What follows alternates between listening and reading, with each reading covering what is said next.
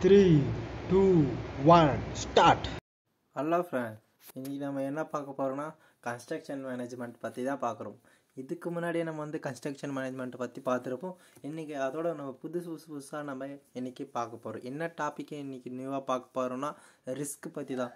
அது கன்ஸ்ட்ரக்ஷன் பற்றி பண்ணால் நம்ம என்னென்னலாம் ரிஸ்க்கு எடுக்க முடியும், என்னென்னலாம் நம்ம பாதிப்பு இல்லாமல் ரிஸ்க் எடுத்து பண்ண முடியும்னு சொல்லிட்டு அதை பற்றி தான் நம்ம இன்றைக்கி இந்த வீடியோவில் பார்க்க போகிறோம். சரிங்களா? இதுக்கு முன்னாடி என்னென்னலாம் பார்த்துருப்போம்னா ப்ராசஸ் பற்றி பார்த்துருப்போம். அதுக்கு என்னென்ன மேனேஜ்மெண்ட்டு, அதை பற்றி நிறைய நம்மளுக்கு என்னென்னலாம் பிளானிங், டிசைனிங், அதை பற்றி நிறைய சின்ன சின்ன விஷயங்கள்லாம் நம்ம பார்த்துருப்போம். அதனால் எப்படிலாம் நம்மளுக்கு கன்ஸ்ட்ரக்ஷன் தேவைப்படுது, நம்ம எப்படிலாம் ப்ராஜெக்ட் கம்ப்ளீட் பண்ண முடியும், அதை பற்றி தான். இப்போ ஏதாச்சும் ஒரு சின்ன விஷயம் எடுத்தாலும் அதை எப்படிலாம் பிளான் பண்ணலாம், ப்ராஜெக்ட் இது பண்ணலாம், எப்படி பட்ஜெட் மேனேஜ் பண்ணலாம், அதை பற்றிலாம் நிறைய விஷயம் இருக்குது. இப்போ நம்ம ரிஸ்க் எடுத்து எப்படிலாம் பண்ணுவோம், கன்ஸ்ட்ரக்ஷனை ரிஸ்க் இல்லாமல் எப்படி பண்ணுவோம், அதை பற்றி தான் நம்ம இன்றைக்கி இந்த வீடியோவில் ஃபுல்லாக எக்ஸ்பிளைன் பண்ண போகிறோம். வாங்க நம்ம போகலாம். கன்ஸ்ட்ரக்ஷன் மேனேஜர் அட் ரிஸ்க், அதை ஷார்ட் ஃபார்மாக நம்ம எப்படி சொல்லணும்னா CMAR. சரிங்களா?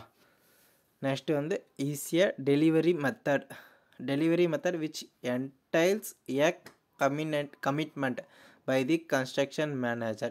ஒன்றும் இல்லைங்க, இப்போ டெலிவரி பண்ணுறாங்கன்னா இப்போ ஏதாச்சும் ஒன்று கம்ப்ளீட் பண்ணிட்டாங்க ப்ராஜெக்டை, அதை டெலிவரினா இப்போ அவங்களுக்கு சப்மிட் பண்ணுறாங்க. அப்போ எந்தெந்த மெத்தடெலாம் இது பண்ணி கமிட்மெண்ட் பண்ணலாம் அப்படின்னு சொல்லிட்டு செக் பண்ணுவாங்க. சரிங்களா? Next deliver the project within a guaranteed maximum price, அதாவது GMP.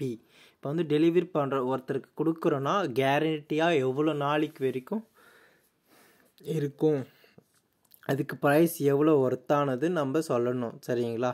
இப்போது கேரண்டினா உங்களுக்கு கரெக்டான ஒரு செக்யூர் கொடுக்குறது தான் கேரண்டட். சரிங்களா? வேறு எதுவும் இல்லை இதில்.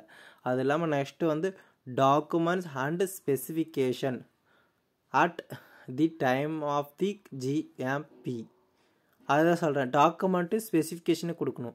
இப்போ டாக்குமெண்ட்னால் உங்களுடைய ஃபுல்லான டாக்குமெண்ட், இப்போது ப்ராஜெக்டுக்கான ஃபுல் டாக்குமெண்ட் நம்ம கொடுக்கணும் அவங்களுக்கு. இப்போ நம்ம ஒருத்தர் சப்மிட் பண்ணோன்னா அவங்களுக்கு ஃபுல்லாகவே கொடுக்கணும், அதுதான் டாக்குமெண்ட். சரிங்களா?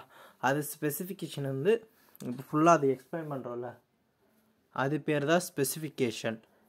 அட் தி டைம், அந்த டைமுக்குள்ளே சீக்கிரமாக முடிக்கணும். என்னென்னா இப்போ GMP அதுதான் சொல்கிறோம், கேரண்டியாக சேல்ஸ் கொடுக்குது. அடுத்து ரீசனபிளி இன்ஃப்ரீடட் ஐட்டம்ஸ் ஆர் டாஸ்க். இப்போ ஒரு இன்ஃப்ரீடம்னா இன்ஃப்ரீடட் ஒன்றும் இல்லைங்க. நெக்ஸ்ட் டாஸ்க்கு கம்ப்ளீட் கொடுக்குறல, அதை பற்றி தான் ரிலேட்டடாக சொல்லுவாங்க. சரிங்களா? இன்ஃப்ரீடன்னு சொல்லிட்டு ரீசனபிளி. சரிங்களா?